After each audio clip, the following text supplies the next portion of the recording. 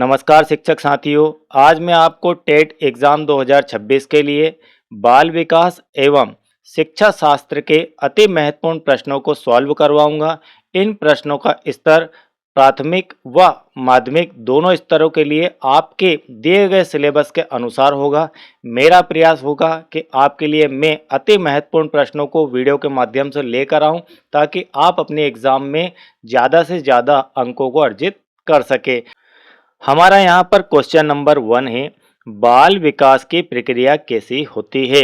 बड़े ही ध्यान से आपको प्रश्नों को पढ़ना है और बड़े ही ध्यान से उत्तरों को भी पढ़ना है। 4 उत्तर दिए गए हैं, ये चारों उत्तर एक दूसरे से कनेक्ट होते हैं, बहुत ही नज़दीक होते हैं, इसलिए इनमें से छांटना थोड़ा सा कठिन होता है, लेकिन यदि आप ध्यान से इसे देखेंगे तो आपको आंसर करीब नज़र आ जाएगा। बाल विकास की प्रक्रिया कैसी होती है, यानी कि बच्चों के डेवलपमेंट की प्रोसेस कैसी होती है। तो बच्चों के डेवलपमेंट की जो प्रोसेस होती है वह निरंतर चलने वाली होती है। और एक बात आपको ध्यान रखना है कि इनमें से जो आंसर आपको यदि नहीं मिल रहा है तो आप इनके गलत आंसर को भी निकाल सकते हैं कि बाल विकास की जो प्रोसेस क्या अचानक होने वाली है, तो नहीं होती है। केवल विद्यालय में होने वाली प्रोसेस, तो यह भी गलत है। केवल शारीरिक प्रोसेस को ही बाल विकास कहेंगे तो यह भी गलत है। तो आपको गलत आंसर भी छांटना आना चाहिए। चलिए, इसके बाद प्रश्न नंबर 2 है, बालक के विकास को सबसे अधिक प्रभावित करने वाले कारक कौन कौन से हैं। तो यहाँ पर पूछा गया सबसे अधिक प्रभावित, तो प्रभावित करने वाले कारक और सबसे अधिक प्रभावित करने वाले कारक, दोनों बातों में अंतर है। तो आपको सबसे अधिक कौन से कारक प्रभावित करते हैं ये बताना है बालक के डेवलपमेंट को। केवल वंशानुक्रम, केवल वातावरण और वंशानुक्रम और वातावरण दोनों। तो यहाँ पर आपका सी आंसर सही हो जाएगा कि वंशानुक्रम और वातावरण दोनों के कारण बालक के जो विकास का क्रम प्रभावित होता है, यानी कि सबसे अधिक प्रभावित करने वाले कारक आपके वंशानुक्रम और वातावरण दोनों होते हैं। चलिए, इसके बाद आपका तीसरा है पियाजे। तो पियाजे से एक क्वेश्चन आपको डेफिनेट पूछा जाएगा, तो यह एक आईएमपी क्वेश्चन है। मैं आईएमपी दिखा रहा हूं, इनको तो आप ध्यान से पढ़ ही लेना। वैसे ये सारे के सारे मोस्ट आईएमपी क्वेश्चन ही यहाँ पर आपके लिए मैं लेकर आया हूं। पियाजे के अनुसार 7 से 11 वर्ष की अवस्था को क्या कहा जाता है। जब बच्चा 7 वर्ष से लेकर 11 वर्ष में पहुंचता है, तो 7 से 11 वर्ष की जो अवस्था होती है पियाजे के अनुसार, सबके अनुसार अलग अलग यहाँ पर डेफिनेशन दी गई है। तो यहाँ ध्यान रखना आपको पियाजे। तो पियाजे के अनुसार उसे क्या कहेंगे 7 से 11 साल की अवस्था को। संवेदी गामक अवस्था, पूर्व संक्रियात्मक अवस्था, मूर्त संक्रियात्मक अवस्था या औपचारिक संक्रियात्मक अवस्था।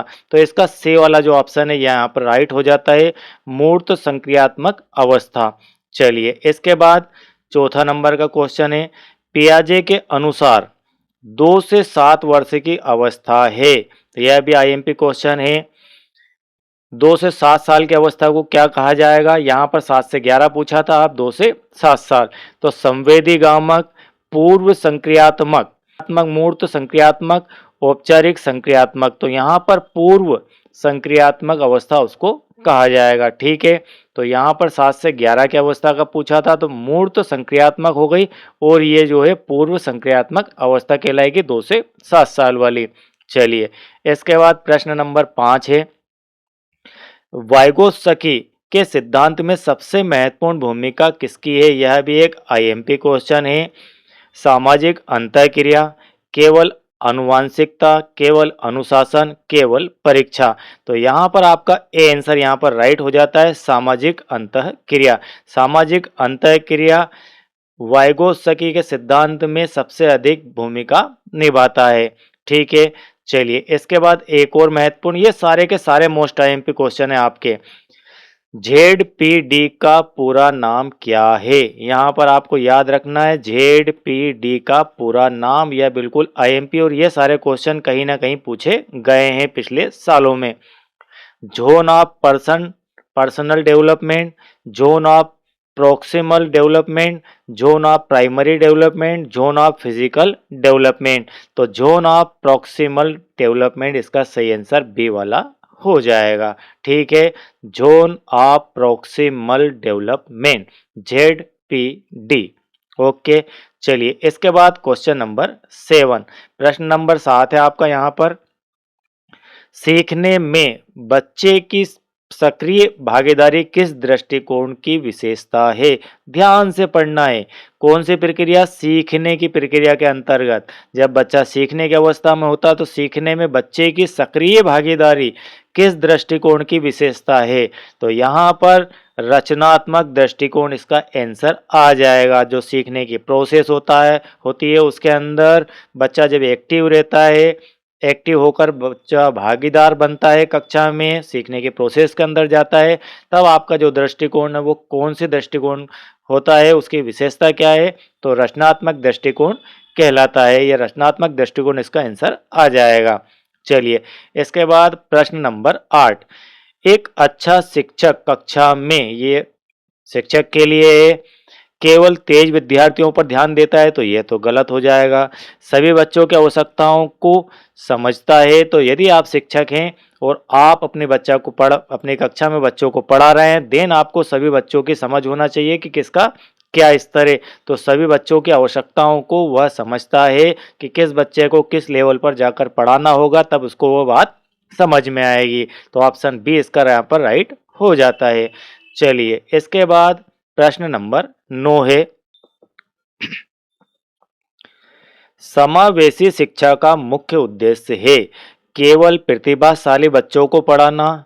समावेशी मतलब सभी के लिए जो शिक्षा हो वह कैसी होनी चाहिए? सभी बच्चों को साथ सीखने का अवसर देना, इसका सही आंसर यह हो जाएगा। तो सभी बच्चे उस शिक्षा के अंदर शामिल हो तब जाकर हम उसे कहेंगे समावेशी शिक्षा।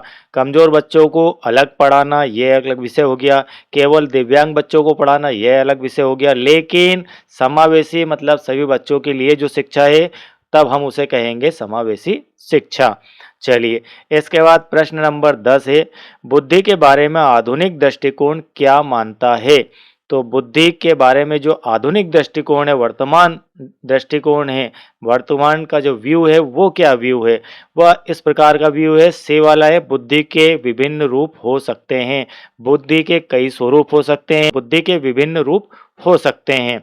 ठीक है, अलग अलग प्रकार के कक्षम बच्चे होते हैं और सब अलग अलग प्रकार की सोच रखते हैं और सबकी बुद्धियां अलग अलग प्रकार से सोचती है।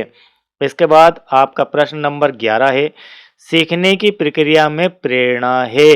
तो सीखने की जो प्रोसेस हो, लर्निंग प्रोसेस होती है, इस प्रोसेस के अंदर, इस प्रक्रिया के अंदर प्रेरणा में बाधा है, महत्वपूर्ण भूमिका निभाती है, आवश्यक नहीं है, केवल शिक्षकों के लिए होती है। तो सीखने की जो प्रक्रिया में प्रेरणा है वह महत्वपूर्ण भूमिका निभाती है। तो सीखने की जो प्रोसेस होती है उसके अंदर प्रेरणा वर्ड को कहा गया अंडरलाइन करके कि प्रेरणा क्या है। तो प्रेरणा आपका क्या कार्य करती है? प्रेरणा आपका महत्वपूर्ण भूमिका निभाती है सीखने की प्रोसेस में। इस प्रकार से आपको इसको समझना है। चलिए इसके बाद आपका 12वां नंबर है यहाँ पर, बाल केंद्रित शिक्षा में शिक्षक की भूमिका। यह आईएमपी क्वेश्चन है, ध्यान रखिएगा। बाल केंद्रित शिक्षा में शिक्षक की भूमिका होती है केवल नियंत्रक की, केवल व्याख्याता की, मार्गदर्शक और सहायक की, पर्यवेक्षक की। तो यहाँ पर आप मार्गदर्शक और सहायक होते हैं। बाल केंद्रित शिक्षा के अंदर जो शिक्षक होता है वह मार्गदर्शक होता है और बच्चों को हेल्पिंग टूल के हिसाब से वर्क करता है, मतलब बच्चों की मदद करता है। बच्चे स्वयं सीखते हैं लेकिन जहाँ वह आवश्यकता लगती है शिक्षक उसकी मदद करता है और बताता है कि इस प्रकार से इस प्रोसेस को कीजिए। ठीक है, चलिए इसके बाद आपका यहाँ पर प्रश्न नंबर 13। आज मैं आपको 24 क्वेश्चन कंप्लीट करवाऊंगा, नेक्स्ट वीडियो के अंदर फिर 24 क्वेश्चन। और यदि आप चैनल के साथ नए हैं, मुझे पहली बार देख रहे हैं, सुन रहे हैं और आपने चैनल को सब्सक्राइब नहीं किया है तो चैनल को सब्सक्राइब कीजिए। वीडियो बेहतर लगता है तो लाइक आपको कर ही लेना है। और आपको पूरा मैथमेटिक्स, पूरी हिंदी और सब कुछ आपका बाल विकास शिक्षा शास्त्र, आपका पूरा सिलेबस यहाँ पर कंप्लीट करवाया जाएगा। तो निश्चिंत रहिए, आपको प्लेलिस्ट के अंदर सब कुछ देखने को मिल जाएगा। मूल्यांकन का मुख्य उद्देश्य क्या होना चाहिए? बच्चों को डराना, केवल अंक देना, सीखने में सुधार करना, बच्चों की तुलना करना। तो हम मूल्यांकन क्यों करते हैं? एक शिक्षक बच्चों का मूल्यांकन क्यों करता है? तो उसका मुख्य उद्देश्य क्या होना चाहिए? उसका मुख्य उद्देश्य होता है कि सीखने की प्रोसेस में सुधार करना, बच्चे सीखने में कैसे सुधार करें, यह जानने के लिए शिक्षक जो है मूल्यांकन करता है, ना कि बच्चों की तुलना करने के लिए। और यदि आप ऐसा करते हैं तो गलत करते हैं। केवल अंक देना नहीं होता, बच्चों को डराना इसका उद्देश्य नहीं हो सकता है। चलिए, इसके बाद प्रश्न नंबर 14, रचनात्मक मूल्यांकन कब किया जाता है? इसे इंग्लिश में कहते हैं फॉर्मेटिव असेसमेंट। जो फॉर्मेटिव असेसमेंट यानी कि रचनात्मक मूल्यांकन होता है, वह सीखने की प्रक्रिया के दौरान ही किया जाता है। जब बच्चा सीखने की प्रोसेस में होता है, उसी टाइम में रचनात्मक मूल्यांकन किया जाता है। ये एक आईएमपी क्वेश्चन है। केवल वर्ष के अंत में, सीखने की प्रक्रिया के दौरान, तो आपका बी ऑप्शन यहाँ पर इसका राइट हो जाता है। केवल प्रवेश के समय, केवल परीक्षा के बाद। तो सही आंसर आपका बी वाला है। यहाँ पर बड़े ही ध्यान से इस क्वेश्चनों को देखना है, समझना है। इनके अंदर से ही आपको कहीं ना कहीं जो क्वेश्चन आएंगे एग्जाम में वह निकल आएंगे।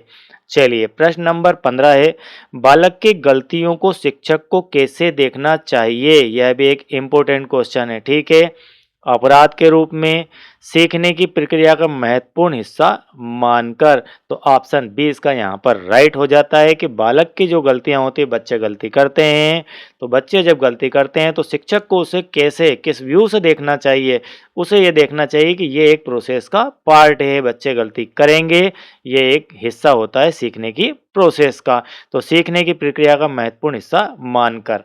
ओके, चलिए, इसके बाद प्रश्न नंबर 16 मैं आपको एक ही बार में याद करवा दूंगा, ध्यान से वीडियो को देखते रहिए। कोहलबर्ग का सिद्धांत किससे संबंधित है? तो जो कोहलबर्ग का सिद्धांत है वह नैतिक विकास से संबंधित है। आपको वन लाइन में इसे याद कर लेना है कि कोहलबर्ग का सिद्धांत आपका नैतिक विकास से संबंधित होगा। आपको काफ़ी सारे यहाँ पर देखने को मिलेंगे, अलग अलग लोगों के नाम देखने को मिलेंगे, उन्हें अलग अलग सिद्धांत दिए, अलग अलग डेफिनेशन दिए। तो कुछ चीज़ें आपको अपनी डायरी के अंदर नोट कर लेना चाहिए, याद कर लेना चाहिए। ठीक है, जिसमें ये आपका एक क्वेश्चन है याद रखने का। चलिए, इसके बाद 17वां है यहाँ पर, एरिक्सन का सिद्धांत मुख्य रूप से किससे संबंधित है? तो अब यहाँ पर एरिक्सन नाम आ गया। इनका सिद्धांत मुख्य रूप से किससे संबंधित है? तो इनका जो सिद्धांत होता है मनोसामाजिक विकास के लिए बना है। केवल शारीरिक विकास के लिए नहीं है, केवल मनोसामाजिक विकास के लिए। तो मनोसामाजिक विकास यहाँ पर सही आंसर हो जाएगा। केवल शारीरिक विकास नहीं, केवल भाषा विकास नहीं, केवल बुद्धि विकास नहीं। तो आपका यहाँ पर कोहलबर्ग हो गया, एरिक्सन हो गया। तो यह भी आईएमपी ऐसे डायरी में नोट कर लो। चलिए, इसके बाद प्रश्न नंबर 18 है, बालक के सामाजिक विकास में सबसे महत्वपूर्ण भूमिका किसकी होती है? तो बालक का जो सामाजिक विकास होता है उसमें सबसे महत्वपूर्ण भूमिका किसकी होती है? तो समाज की बात हो रही है यहाँ पर। किसकी? समाज की। सामाजिक विकास समाज में होता है, तो सामाजिक विकास के अंदर आपका परिवार भी आता है और समाज भी आता है। तो इसलिए परिवार और समाज, ये दोनों वर्ड सामाजिक विकास के शब्द हैं। तो परिवार और समाज सामाजिक विकास में महत्वपूर्ण भूमिका निभाते हैं। केवल परीक्षा, पाठ्यपुस्तक, गृह कार्य ये नहीं होंगे। चलिए, इसके बाद आपका यहाँ पर नेक्स्ट क्वेश्चन नंबर 19, व्यक्तिगत भिन्नताओं का अर्थ है। अब यह एक आईएमपी क्वेश्चन है। व्यक्तिगत भिन्नताओं का अर्थ क्या है? सभी बच्चे समान होते हैं, बच्चों में रुचि, क्षमता और सीखने की गति में अंतर होता है। यह आपका बी ऑप्शन यहाँ पर राइट हो जाता है कि व्यक्तिगत भिन्नताओं बच्चों की बात की जा रही है। तो बच्चों की रुचि अलग होती है, उनकी क्षमता अलग होती है, सीखने की गति अलग होती है, वह अलग अलग प्रकार से, कोई देर से सीखता है, कोई जल्दी सीख जाता है, इसमें सब में डिफरेंस होता है। चलिए, इसके बाद प्रश्न नंबर 20 है, एक शिक्षक को व्यक्तिगत भिन्नताओं के कारण, फिर ध्यान से पढ़िए, एक शिक्षक को व्यक्तिगत भिन्नताओं के कारण सभी को एक ही तरीके से पढ़ाना चाहिए, शिक्षण में विभिन्न विधियों का उपयोग करना चाहिए। तो आपका यहाँ पर बी ऑप्शन राइट हो जाता है कि जब बच्चे की अलग अलग रुचियां हैं, अलग अलग क्षमताएं हैं, अलग अलग सीखने की गति है, तो आपको भी भिन्न भिन्न प्रकार की प्रोसेस उनको लिए लानी होगी, ताकि सभी बच्चों तक आपकी सीखने की प्रोसेस पहुंच सके, सभी बच्चों तक आप जो सिखाना चाहते हैं वह पहुंच सके। ठीक है, तो इसके लिए आपको भिन्न भिन्न विधियों का, प्रोसेस का उपयोग करना होगा, भिन्न भिन्न मेथड से आपको पढ़ाना होगा। तो यहाँ पर बी ऑप्शन इसका राइट हो जाता है। चलिए, यहाँ पर 21 नंबर है, बालक के विकास का सही क्रम सामान्यता है। ये एक आईएमपी, मैं कहूँगा कि ये मोस्ट आईएमपी क्वेश्चन है। हो सकता है कि आपसे 2026 में ये पूछ भी लिया जाए कि बालक के जो विकास के प्रोसेस है वो किस क्रम में होना चाहिए। विकास, वृद्धि, परिपक्वता। ठीक, वृद्धि और विकास एक दूसरे से संबंधित प्रक्रियाएं हैं। केवल वृद्धि, केवल परिपक्वता। तो ऑप्शन बी आप यहाँ पर राइट हो जाता है। वृद्धि और विकास एक दूसरे से संबंधित। वृद्धि और विकास दोनों लगभग एक दूसरे से रिलेटेड वर्ड है। तो बालक के विकास का सही क्रम विकास, वृद्धि, परिपक्वता, ये नहीं, वृद्धि और विकास एक दूसरे से संबंधित प्रक्रियाएं हैं। इसका सही आंसर ये होगा, केवल वृद्धि नहीं, केवल परिपक्वता भी नहीं होगा। ठीक है, आपको यहाँ कंफ्यूजन हो सकता है, लेकिन क्लियरली इसका यही आंसर होगा। चलिए, प्रश्न नंबर 22 है, सीखने का सबसे प्रभावी तरीका कौन सा है। रटकर सीखना, ये भी आपका मोस्ट आईएमपी क्वेश्चन है। ठीक है, कि जो सीखने की प्रोसेस होती है उसके अंदर सबसे इफ़ेक्टिव जो आपकी मेथड, आपका तरीका क्या है वो बताना है। रटकर सीखना, करके और अनुभव से सीखना, केवल सुनना, केवल लिखना। तो बच्चा यदि कोई भी चीज़ को प्रैक्टिकली आप कक्षा में उसको कोई चीज़ सिखा रहे हैं, बोर्ड पर अब भी आकर उसने कोई क्वेश्चन सॉल्व कर दिया है तो उसे देर तक याद रहेगा, और करके और अनुभव से जो सीखा हुआ ज्ञान है वो लंबे समय तक टिकेगा उसके पास। तो सीखने का सिखाने का सबसे प्रभावी तरीका होता है करके और अनुभव से सीखना। चलिए, इसके बाद प्रश्न नंबर 23, बच्चों में जिज्ञासा को शिक्षकों को दबाना चाहिए। मतलब बच्चों की जो जिज्ञासा होती है उसको शिक्षक को क्या करना चाहिए, दबाना चाहिए, प्रोत्साहित करना चाहिए, दंडित करना चाहिए, या फिर नज़रअंदाज करना चाहिए। बच्चों की जिज्ञासा को कभी नहीं, जिज्ञासा से अर्थ होता है कि बच्चे उठकर आपसे एकदम से कक्षा में प्रश्न पूछ ले, तो उस प्रश्न के पूछने के बाद आप क्या कहेंगे, बैठ जाए ऐसा तो नहीं कहेंगे। आप उसको प्रोत्साहित करेंगे कि आप क्या पूछना चाह रहे हैं, पूछिए, हाँ आपने अच्छा पूछा, और नेक्स्ट टाइम फिर पूछेगा वो, इस प्रकार की बात यदि आप प्रोत्साहित करेंगे। तो ऑप्शन बी आपका यहाँ पर राइट हो जाता है। चलिए, इसके बाद आज का लास्ट है प्रश्न नंबर 24, करके सीखना किस प्रकार के अधिगम को बढ़ावा देता है या फिर बढ़ाता है।